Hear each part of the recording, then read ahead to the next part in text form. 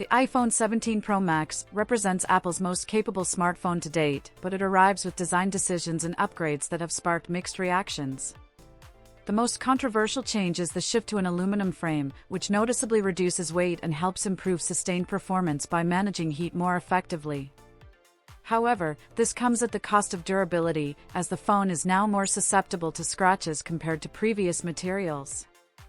The combination of glass and metal, along with new color options, makes the design one of Apple's most divisive in years.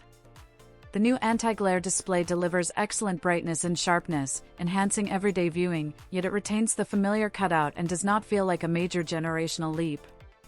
Battery life and charging performance see meaningful improvements and are among the best ever on an iPhone, although the introduction of a new AVS charger requirement feels unnecessary to many users.